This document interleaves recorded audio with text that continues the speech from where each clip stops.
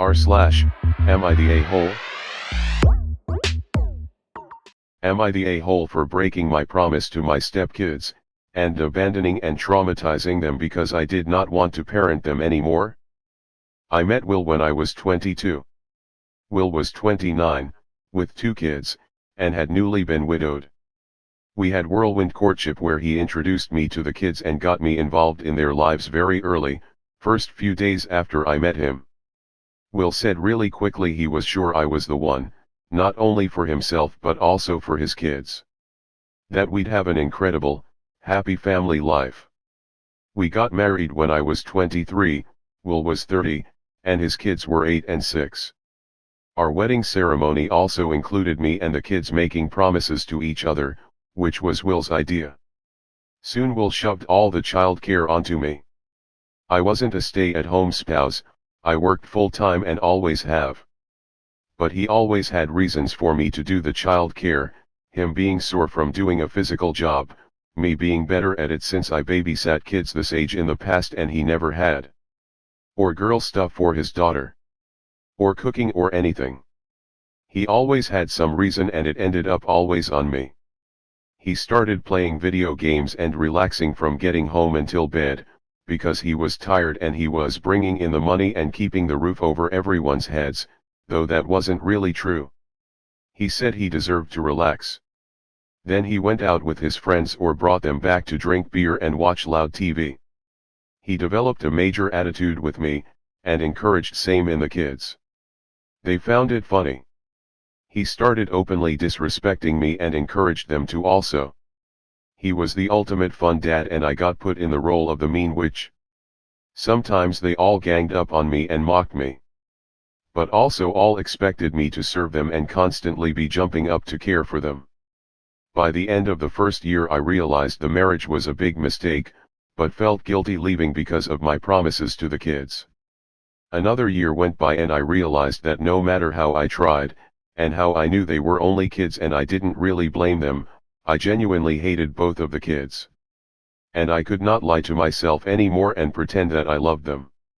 I did not, and I never would. One day I just walked out, packed up everything of mine and moved out while nobody was at home. I left a note explaining it wasn't working and saying goodbye. That was the end. Cue shitstorm from my ex and a bitter divorce, but we both walked away with what we went into the marriage with, not much for either of us. I had never legally adopted the kids so I had no rights or responsibilities about them and I never reached out to any of them again. Honestly I was overjoyed to be rid of all of them. 15 years have gone by and that seems like a lifetime ago, or another person's life, but I'm still in my 30s. I was recently shocked to get a message from Tamara, Will's daughter, now 25. Tamara said I betrayed and traumatized her for life for abandoning them after my promises to them. She said I had a responsibility to never leave no matter what. I know she remembers the horrible way she treated me though. Not the a-hole. There is never a responsibility to never leave, that is ridiculous. Sure, a 10-year-old may reasonably think so, but a 25-year-old should know better. I have a feeling Daddy Dearest could not rope another woman into marriage. Or there was a string of women, and OP was the longest relationship he had. Also probably the girl was the one who had to pick up the slack left behind. None of these are OP's fault of course. Not the a-hole. Absolutely. All of these are signs of emotional manipulation and abuse. Found someone younger who had never had kids before. Raising kids is a lot more difficult than I think anyone is really ready for. Introduced you to kids early to force a nurturing bond. Used language that, you were the one, to convince you that he had no other options. Coerced you to make promises to the kids publicly so that you wouldn't back out of them. Locked you down in a legal contract. Marriage, and then pushed you to watch the kids solely, because what other choice did you have? You wouldn't let the kids starve or be harmed. Began to verbally abuse you in order to lower your self-esteem so that you might not realize what you're worth. And that you can leave. OP. Not the a-hole. And I am so glad you left. I don't know if there was anything malicious in his marriage to his deceased wife, but I shudder to think how quickly he moved to manipulate and abuse you. You have no obligation to this girl. You've moved on, so should she. Ignore her, nothing good can come from this. I have a lot of sympathy for the daughter, but I totally agree with you. I imagine that OP was probably the one source of stability and care in the kids' lives, as clearly their dad doesn't care about them or support them. She probably does have a lot of trauma and issues from OP leaving, and I'd bet those were all ingrained within her by her dad. I also imagine that it's hard to imagine yourself as the bad guy when you're 10. But at this point, she is 25 years old and she needs to go find resources to help her through that trauma. It sucks to have a hard childhood, it really does, but it doesn't excuse people from acting like a-holes. It's time to have that rude awakening as to why she's blaming OP rather than her dad. Now for the next story. Am I the a-hole for publicly telling my stepdad to duck off after he complained about being excluded from the speech I wrote for my brother's funeral? My stepdad is an attention-seeking person. Did I say attention-seeking? As the saying goes. He is the bride/groom at every wedding and the corpse at every funeral. He can't help himself and has no issue showing how much he craves for attention. I've never been on good terms with him. He sold my childhood home and threw away stuff Dad left for me and my brother who's 19.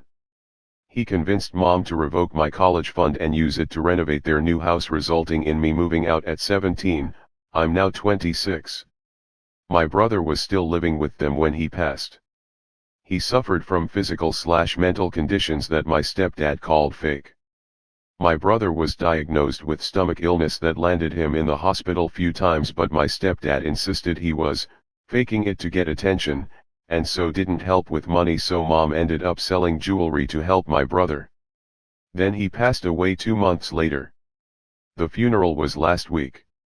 I was so devastated cause I've always been close with my brother, and had plans to do so much in the future.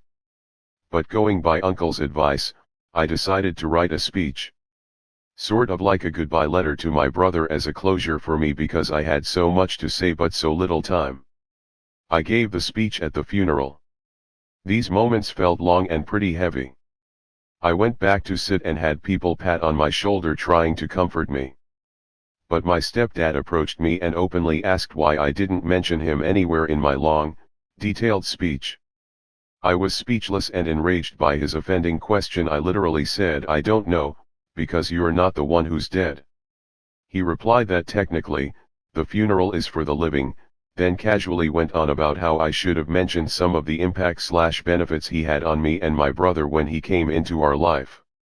I harshly reminded him how my mom started selling her jewelry to pay for my brother's medication while all he did was claim my brother was faking being sick to get attention.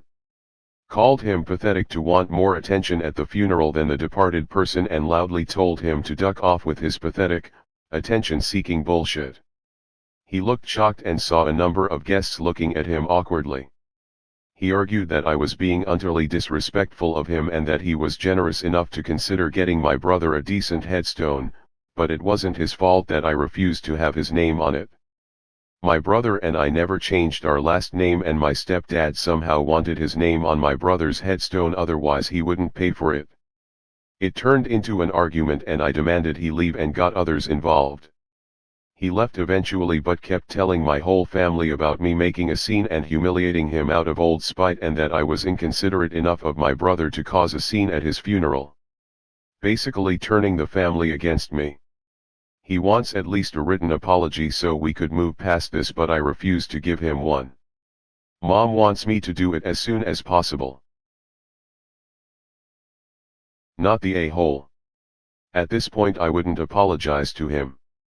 I would also look at going low contact to no contact. I'm sorry for the loss of your brother. I can't imagine how painful that is. I wouldn't want to be around him anymore, or your mother. She continues to allow his behavior, and at this point maybe it's better to move on. Not the a-hole. Your brother is dead, but stepdad is upset that he wasn't mentioned in your speech memorializing your brother. He refused to pay for your brother's headstone because your brother opted to keep your bio-dad's last name. Ridiculously narcissistic, wouldn't you say? Your mom let stepdad get away with characterizing your brother's illness as fake and attention-seeking. Your mom revoked your college fund to renovate the house because this man? Your mom is going to have to live with a lot of guilt over her conduct. Sorry for your loss. Not the a-hole. And don't listen to your mother. She put this man ahead of her own children. Scrambling to sell her jewelry to try to help your brother at the end was too little, too late. They can both want an apology, but it doesn't mean they're entitled to one. I want to win the lottery too, but just because I want it to happen doesn't mean it will. I suppose you could offer to sell them an apology, the fee being the amount they stole from your college fund. And then apologize that he is an insufferable a-hole. Your stepfather has some nerve. You were considerate in leaving him out altogether, otherwise your speech would have been a damning public indictment of his behavior over the years as well as your mother. That was r/AmItheA. Let me know what you think in the comments. Thank you for listening. Please like, subscribe and hit the notification bell. I publish new videos daily.